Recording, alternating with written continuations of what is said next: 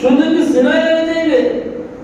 যদি আল্লাহ কিয়ামত সিনাই যদি নিয়ে যায় তখন ভালোই ছিল, কিন্তু আল্লাহ বলেন ইন্না আযাবি লাশাদীদ, আমার আযাব বড়ই কঠিন, আমার আযাব বড়ই কঠিন। আমার আযাব সহ্য করার ক্ষমতা দুনিয়ার কোন মানুষের নাই। আছে কোন মানুষের? কোন মানুষের। এইজন্য আল্লাহ রাব্বুল আলামিন কুরআনুল কারীমের মধ্যে বলেন শাহরু রমাদান আল্লাযী উনজিলা ফীহিল কুরআন হুদাল লিন-নাসি ওয়া বায়্যানাতিন মিনাল হুদা ওয়াল ফুরকান।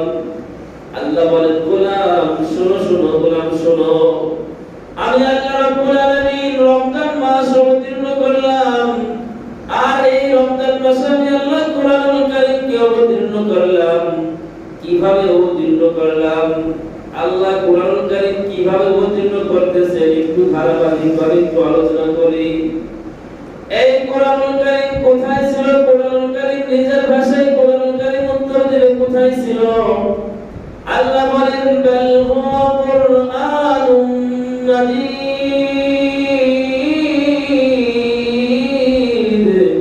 ফি লাওহিন মাহফুজ। আল্লাহ বলেন আমি আল্লাহ কোরআনুল কারীমকে অবতীর্ণ করে সংরক্ষণ করে রেখেছি, লাওহে মাহফুজে সংরক্ষণ করে রেখেছি।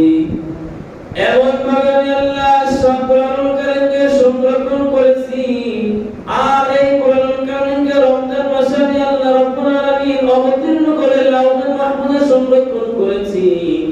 তারপরে আমি আল্লাহ রাব্বুল আলামিন এই কোরআনুল কারীমকে 1 বছর নয় 2 বছর নয়, আমি আল্লাহ 23টা বছর পর্যন্ত আমি আমার হাবিব প্যারা হাবিব সাল্লাল্লাহু আলাইহি ওয়াসাল্লামের উপরে অবতীর্ণ করেছি।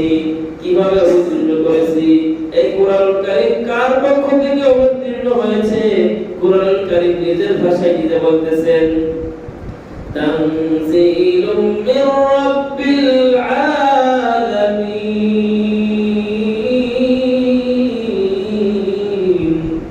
এই কোরআনুল কারীম আল্লাহ রাব্বুল আলামিনের পক্ষ থেকে অবতীর্ণ হয়েছে। এখন আসুন কার মাধ্যমে অবতীর্ণ হয়েছে? এই কথা কোরআনুল কারীমে আল্লাহ নিজেই বলতেছেন নাযালা বিহির রূহুল আমিন। আল্লাহ বলেন এই কোরআন কারীমে আল্লাহ রাব্বুল আলামিন হযরত জিবরাইল আলাইহিস সালামের মাধ্যমে এই কোরআনুল কারীমকে আমি অবতীর্ণ করেছি। এখন আসুন কোরআনুল কারীম কার উপরে অবতীর্ণ হয়েছে সে কথাই আল্লাহ কোরআনুল কারীমের মধ্যে বলতেছে নাযালা আলা মুহাম্মাদ।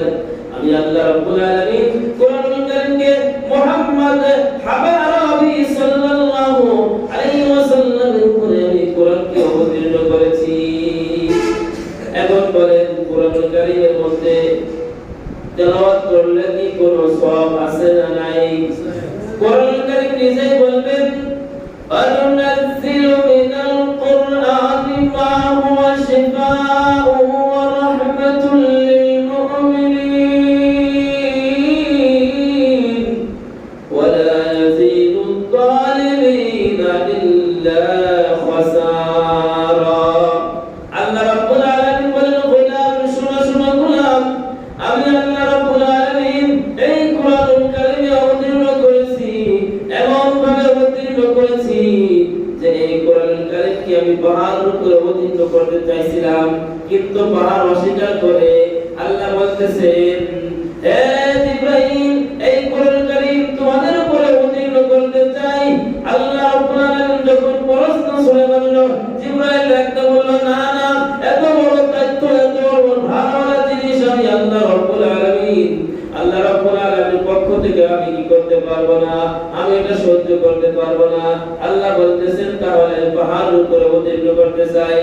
আল্লাহ বলেন লাউ আনজালনা হাযাল কুরআন আলা জাবালিন লারাআইতাহু খাশি'আন মুতাসাদ্দিআন মিন খাশিয়াতিল্লাহ।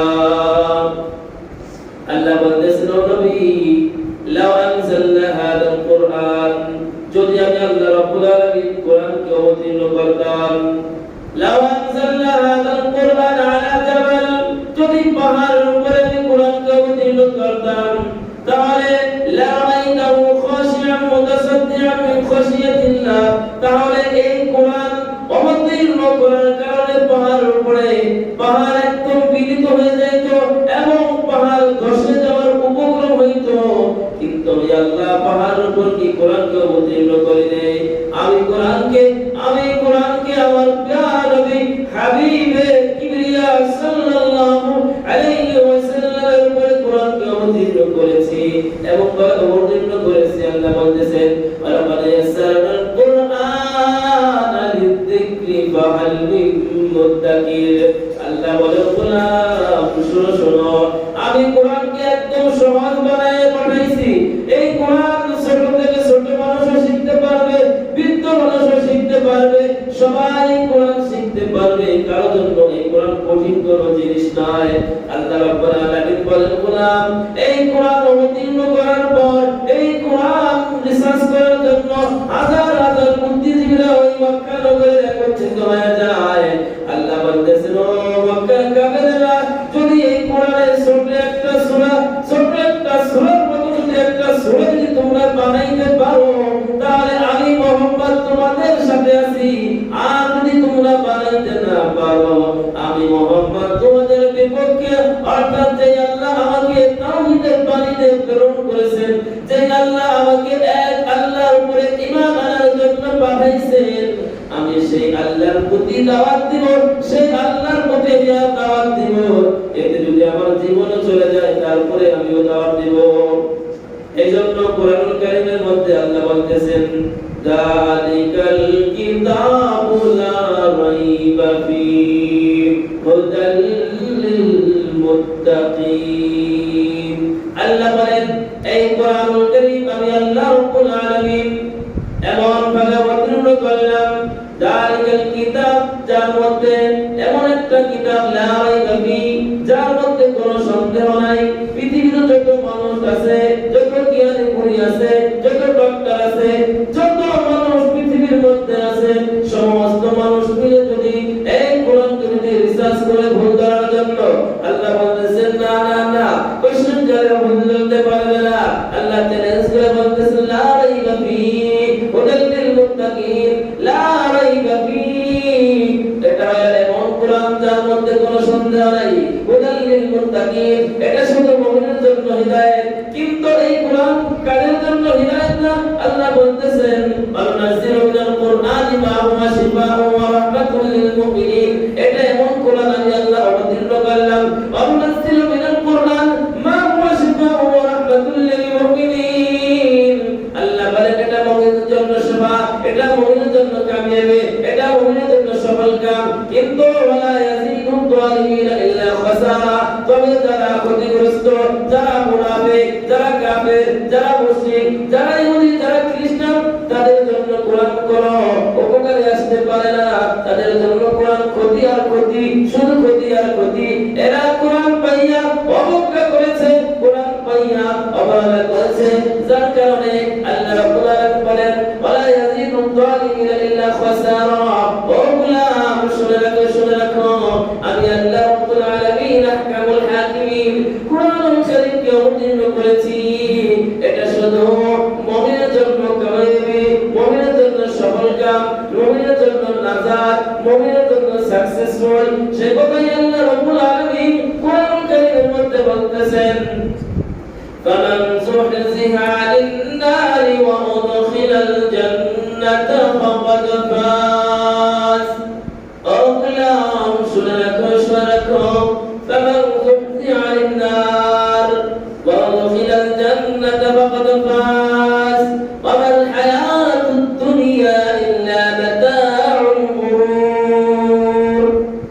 আল্লাহ বলেন শোনো, ফামান যুহজিহা আনিন নার, যে ব্যক্তি জাহান্নাম থেকে পরিত্রাণ পাইল, যে ব্যক্তি জাহান্নাম থেকে নাজাত পেয়ে গেল, ওয়া